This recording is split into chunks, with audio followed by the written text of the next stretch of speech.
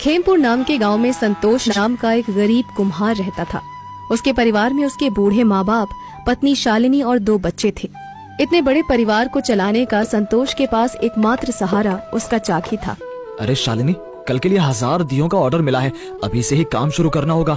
एक पूजा पंडाल वालों से ऑर्डर मिला है। वाह जी, मुझे तो लगा था पूरी नवरात्रि निकल जाएगी और कोई काम हाथ ही नहीं लगेगा, पर देखिए माता रानी की कृपा है। अरे बेटा, मैं भी मदद करूंगा। ऐ कौशल्या, तू भी हाथ बटा। सभी मिलकर दिए बनाते हैं, उसे भट्टी में सेकते हैं और सुबह सुबह 1000 दिए का ऑर्डर लेकर बाजार में निकल जाते हैं। पूजा की रौनक हर तरफ थी। कोई खेल खिलौने खरीद रहा था, कोई झूले झूल रहा था। दिए बेचकर जो पैसे आएंगे उससे गुड़िया और चिंटू के लिए कपड़े खिलौने लेकर आ जाऊंगा। माँ बाबूजी के कपड़े, शालिनी के लिए चूड़ियाँ, बहुत सारी खरीदारी करनी है। तभी रास्ते में संतोष से गांव का एक दुकानदार गौतम टकरा जाता है। गौतम शुरू से ही संतोष को परेशान करने की हर संभव कोशिश करता था। उसकी प्लास्टिक के खिलौनों की और चाइनीज लाइट्स की दुकान थी। गांव वाले अगर संतोष की मिट्टी की चीजें खरीदने लगे तो वो हाथ मलता ही बैठा रह जाता था। इसीलिए चाहे संतोष के ग्राहक छीनना हो या फिर उसके काम को खराब करना हो, गौतम उसके पीछे हाथ धोकर पड़ा रहता था। अरे संतोष, कहाँ चले? रुको रुको, दिए वो भी इतने सारे, पर अब किस काम के? पंडाल में दिए तो मैं पहुँचा आया। मेरे ऑटोमेटिक दिए ना तेल लगे ना रुई, बिजली से चलाओ। हवा बारिश तूफान किसी में भी लो ना बुझे। पर काम तो मुझे दिया था गौतम, मैं दिए पहुँचा कर रहूंगा। मेरे दियों की बनावट को देखकर वो दिए छोड़ ही नहीं सकते, देख लेना। ऐसी बात है तो जाओ, बिल्कुल जाओ। संतोष जैसे ही आगे बढ़ता है, गौतम उसे धक्का मार देता है और सारे दिए टूटकर चूर चूर हो जाते हैं। संतोष उदास होकर वापस घर लौट आता है और सारी बात अपनी पत्नी शालिनी को बताता है। कितने काम छीनेगा वो गौतम हमसे। कल से मैं और आप दिवाली के लिए मिट्टी के खिलौने बनाएंगे और बनाकर घर घर जाकर बेचेंगे। ये कितने भी नए नए खिलौने क्यों न ले आए, लेकिन मिट्टी की चीजों की बराबरी नहीं कर सकता। अगली सुबह दोनों पति पत्नी सर पर टोकरी लिए बाजार में निकल पड़ते हैं। दिए ले लो, मिट्टी के दिए ले लो, लगाओ चाइनीज लाइट पर ताला, अब होगा दिए का बोलबाला। अरे चिक्की, अरे ओ चिंटू, आओ आओ दिए ले लो। लीजिए लीजिए हमारे दिए, घर को करे रोशन, लगाए दिए जगमगाए अपना आंगन। अरे रुको रुको अंकल, मुझे एक मिट्टी का घर दो ना, मैं मम्मी से पैसे लेकर आती हूँ। हमें भी दो ना, हम भी लेंगे। हमें भी चाहिए। आज तो लगता है सभी खिलौने बिक जाएंगे। तुम्हारा आइडिया तो बहुत अच्छा था शालिनी। अपनी दुकान पर बैठा गौतम परेशान हो गया था। दिवाली का समय और एक भी ग्राहक नहीं, ऐसा कैसे हो सकता है? बाजार का चक्कर लगाना होगा। गौतम बाहर निकलता है और शालिनी और संतोष को मिट्टी के खिलौने बेचता देख वो भी चिढ़ जाता है। इस भिखारी की हिम्मत तो बढ़ती जा रही है। आज पत्नी को भी साथ ले आया। इसे बदनाम न किया तो मैं भी गौतम दुकान वाला नहीं। गौतम रात को संतोष के घर जाता है और उसके खिलौनों में बारूद डाल देता है। अब होगा दिवाली में धमाका। अगले दिन संतोष शालिनी खिलौने बेचकर घर लौट रहे थे। संतोष से खिलौना लेकर प्यारी अपने रसोई में खेल रही थी कि तभी चूल्हे की आग को खिलौना खींचने लग जाता है। खिलौना फेंक बेटी, खिलौना फेंक दे। छबीली अपनी बेटी के हाथ से खिलौना छीनकर बाहर फेंक देती है और एक बड़ा धमाका होते होते रह जाता है। ये खिलौने ने आग कैसे पकड़ लिया? अभी समय रहते मैं प्यारी के हाथों से खिलौना नहीं फेंकती तो ना जाने क्या हो जाता। पता नहीं खिलौनों में क्या डालकर बनाया है संतोष ने। आज मैं इसे नहीं छोड़ूंगी। पूरा गांव शालिनी के घर पर धावा बोल देता है।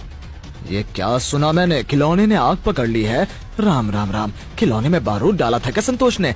क्यों लेते हो इस आदमी से सामान? अब नहीं लेगा कोई संतोष का सामान, और किसी ने लिए तो गांव में कुएं से उसे पानी भरने नहीं दिया जाएगा। सभी गांव वाले संतोष के सामान को लेना बंद कर देते हैं। संतोष का हौसला टूट जाता है और वो अपनी चाक को नदी में बहाने निकल जाता है। नदी के किनारे पहुंचकर वो फूट फूट कर रोने लग जाता है। मेरी चाक अब मेरे काम की नहीं, तो अब तू ही मेरी दुश्मन बन गई। संतोष चाक को नदी में बहा देता है। तभी अचानक तेज बारिश शुरू हो जाती है। संतोष पेड़ के नीचे भागकर खुद को बारिश से बचाता है। शाम ढल जाती है और अचानक चाक नदी से खुद बाहर निकल कर आ जाता है। चाक से एक तेज रोशनी निकलती है। अंधेरे में चाक खुद ब खुद चलने लग जाता है और एक औरत बनकर तैयार हो जाती है। ये चाक अपने आप कैसे चल रही है? कैसे? बारिश रुक जाती है और संतोष चाक के पास जाकर खड़ा होता है और उस चाक से निकलती औरत से कहता है, मुझे घर ले चलो संतोष। मैं प्रेरणा, गांव की पुरानी कुम्हारिन। मेरे पति को मारा गया था, मुझे अपना बदला लेना है।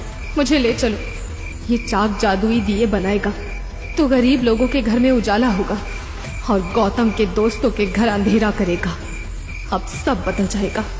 इस दिए को अपने घर ले चलो संतोष। संतोष चाक उठाकर घर आ जाता है और अपने कमरे में सो जाता है। रात भर चाक खुद ब खुद चलती रहती है और पूरा कमरा दियों से भर जाता है। हे जी, इतने सारे दिए, पर इन दियों का हम करेंगे क्या? कौन खरीदेगा हमसे अब दिए? फेंक दीजिए इन दियों को, कोई नया काम शुरू करते हैं जी। ये कहकर शालिनी घर के दरवाजे से बाहर निकलती है और क्या देखती है कि पूरा गांव उसके घर के बाहर दिए खरीदने के लिए खड़ा है। मुझे दिए चाहिए थे, वो भी मिट्टी के, जो कि तेरे पास ही मिलेंगे शालिनी। जो कुछ हुआ उसे भूल जा। मुझे दिया नहीं मिलेगा क्या? सुना है रात भर संतोष ऐसे दिए बना रहा था जो बिना तेल और रुई के चलेंगे, और एक बार जला दिया तो कभी नहीं बुझेंगे। ना बिजली चाहिए, ना तेल, ना तूफान का डर, ना बारिश का। पर ये सब क्या हो रहा है जी? मतलब जो कल रात को हुआ वो मेरा भ्रम नहीं, हकीकत था। वाह भगवान वाह। जादुई दिए अपना काम करना शुरू कर देते हैं। जो भी उस दिए को लेकर घर जाता, एकमात्र दिया पूरे घर को रोशन कर देता। लोग दूर शहरों से संतोष के पास आने लग जाते हैं। संतोष का नाम दूर दूर तक मशहूर हो जाता है।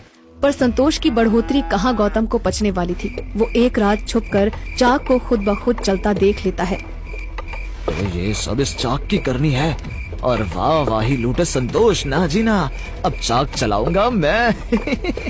गौतम खिड़की के रास्ते कमरे में जाकर चाक चोरी कर लेता है और अपने घर ले आता है और आराम से सो जाता है। अगली सुबह जैसा उसने सोचा था, चाक ने दिए तैयार कर दिए थे। अब दियों को दुकान पर ले जाकर बस बेचना ही है। गौतम दुकान खोलता है और दियों को सजाकर लोगों को बुलाने लग जाता है। लीजिए लीजिए दिए, ऐसे तो संतोष भी ना दे सके। सभी उसकी दुकान से दिए खरीद खरीद कर अपने घर की ओर निकल जाते हैं और जैसे ही दिया जलाते हैं, घर में अंधेरा छा जाता है। ऐसा अंधेरा कि दिन के उजाले में भी कोई अपने हाथ को भी न देख सके। अरे पापा, भीषण अंधेरा, ये गौतम क्या दे दिया, हम तो अंधा हो गया, अरे बचाओ अरे बचाओ। और यही हाल उन सब का हुआ जो गौतम के पास से दिए लेकर गए थे। सारे दिए बिक गए, जाकर देख तो मेरी जादुई चाक कैसी है। गौतम अपने घर जाता है और जैसे ही अंदर जाता है, चाक एक कुएं का आकार ले लेती है और गौतम उस कुएं में गिर जाता है। बचाओ, कोई तो बचाओ मुझे अम्मा, अरे गलती हो गई, मैं चोर हूँ चोर, सब मेरा किया धरा है मेरा, मुझे मारो, मैंने संतोष के खिलौने में बारूद भरा और उसकी चाक चोरी की। गौतम की आवाज जादू के कारण पूरे गांव को सुनाई दे जाती है। सभी उसके घर पहुंचते हैं और उसे कुएं से बाहर निकाला जाता है। मुझे माफ कर दो संतोष, मैं पापी हूँ, माफ नहीं, मुझे मारो, सब मारो, वो कुआं बहुत डरावना था। मैंने तुम्हें माफ किया, पर तुम प्रेरणा के गुनहगार हो, मेरे नहीं। उसी प्रेरणा के जिसके पति को तुमने मारा था, उसी सदमे में प्रेरणा भी चल बसी। मुझे माफ कर दो। तुम अपनी सजा भुगत चुके हो, अब मुझे कोई शिकायत नहीं तुमसे, मैं आजाद हूँ। प्रेरणा का मकसद पूरा हुआ, इस जादुई चाक की मुझे जरूरत नहीं है, मैं खुद की कला पर विश्वास करता हूँ। संतोष वापस उस नदी के पास जाता है और जादुई चाक को बहाकर बदले में वापस अपनी चाक लाकर मेहनत से कमाकर खाने लग जाता है।